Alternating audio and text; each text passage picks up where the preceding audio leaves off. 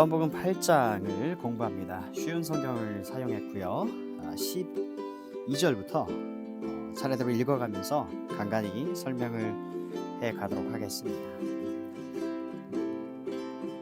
그 후에 예수님께서 다시 사람들에게 말씀하셨습니다.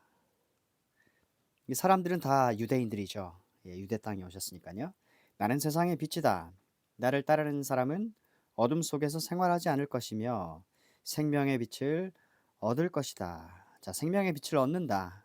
같은 말은 어둠 속에서 생활하지 않는다. 세상의 빛, 예수님을 따르는 사람들의 모습입니다. 그러자 바리새인들이 예수님께 말했습니다. 당신 자신에 대해 증언하는 것은 사실이라고 할 수 없소.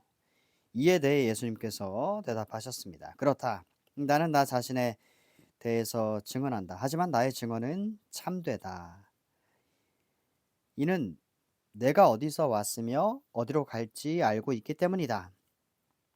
그러나 너희는 내가 어디서 왔으며 어디로 가는지를 알지 못한다. 자, 예수님께서 지금 바리새인들에게 말씀하십니다. 유대인들 중에서 특히 종교 지도자들, 바리새인들에게 너희는 세상의 표준을 가지고 판단하지만 나는 아무도 그렇게 판단하지 않는다.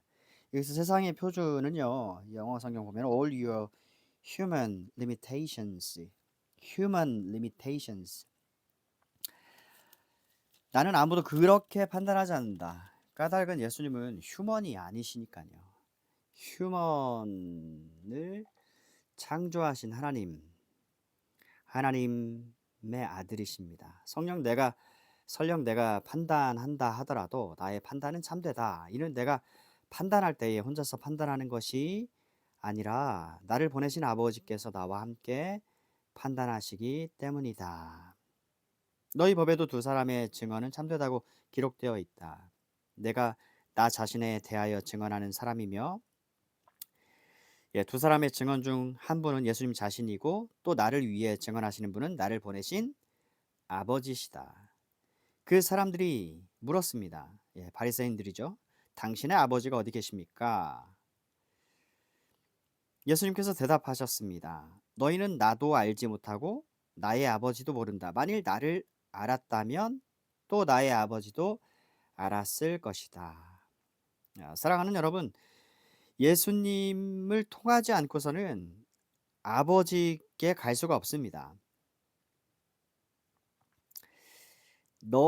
당신의 아버지가 어디 계십니까? 라고 사람들이 물었을 때 이 사람들은 지금 당신의 아버지는 요셉입니다. 예. 이 human limitations의 연속이라고 할 수 있고요. 그리고 육에서 난 것은 육이고 영에서 난 것은 영이다. 지금 성령으로 거듭나지 않은 상태에 있는 모든 사람들은 이 육적인 판단밖에 내리지 못해요. 그러니까 아버지를 얘기했을 때에 인간 예수인 주제에 자네 아버지는 요셉인 걸 우리가 뻔히 알고 있는데 자꾸 예수님은 이들 입장에서는 지금 말도 안 되는 또는 거짓말을 하고 있는 것이겠죠. 20절 요한은 들려줍니다. 이 모든 것은 예수님께서 성전뜰 헌금함을 보관해 두는 곳에서 사람들을 가르치실 때에 하신 말씀입니다. 그러나 아무도 그분을 잡지 못했습니다. 이는 아직 그분의 때가 오지 않았기 때문입니다. 여러분 요한복음에서 계속 때 얘기가 나오죠. 이 한 가지입니다.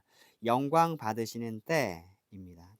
요한은 십자가에 높이 들리시는 예수님을 영광 받으심으로 그렇게 우리에게 말씀해 주죠. 예수님께서는 다시 사람들에게 말씀하셨습니다. 21절 나는 멀리 떠날 것이다. 너희가 나를 찾겠지만 너희는 너희 죄 가운데서 죽을 것이다. 너희는 내가 가는 곳에 올 수 없다. 그러자 유대인들이 말했습니다. 그가 너희는 내가 가는 곳에 올 수 없다라고 말한 것으로 보아 혹시 자살을 하려고 하는 것인가?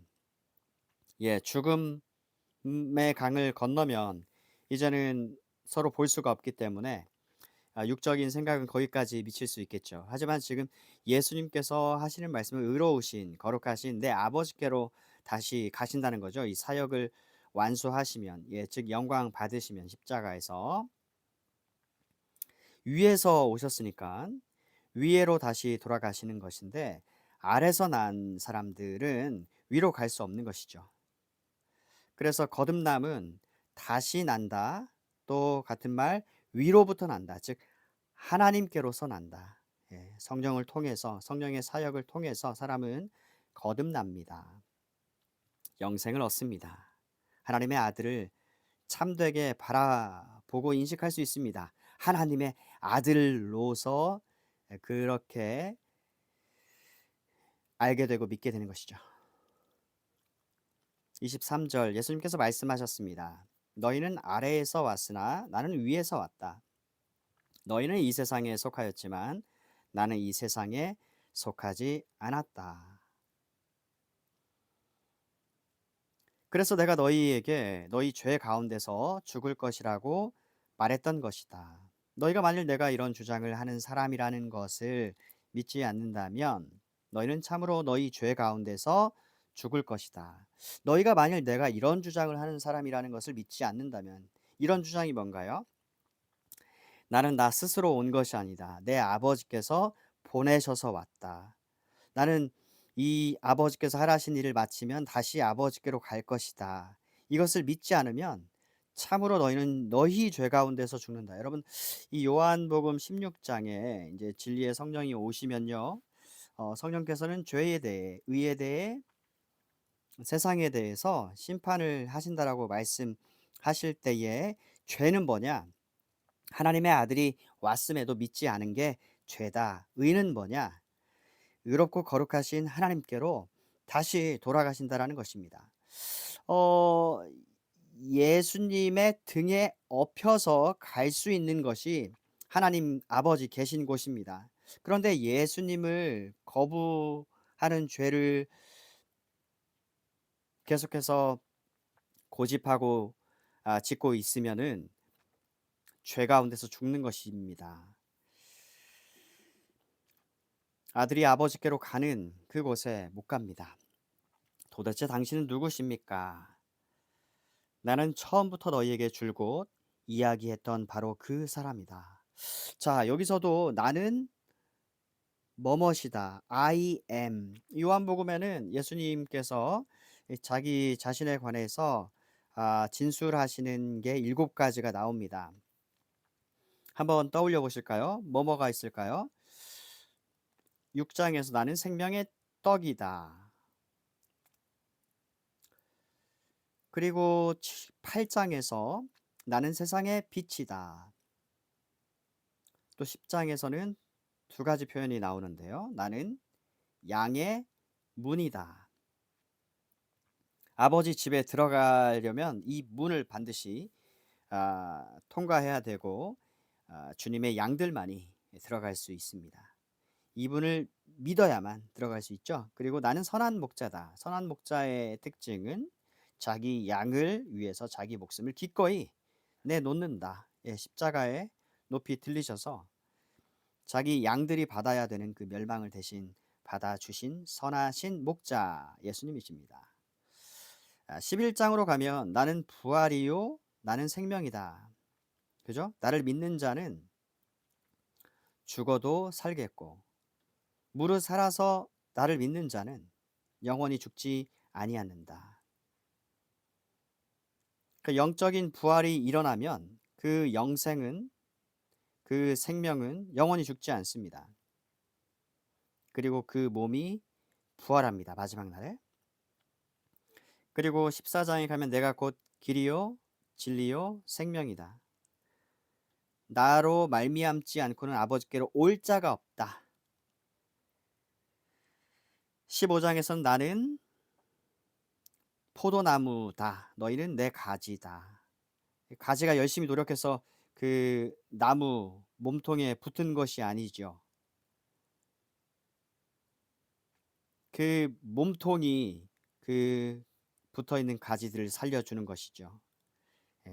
그렇게 성도와 그리스도와의 연합, 생명적인 관계를 말씀해 줍니다. 이 7가지 I am이 있습니다. 그런데 여기서는요.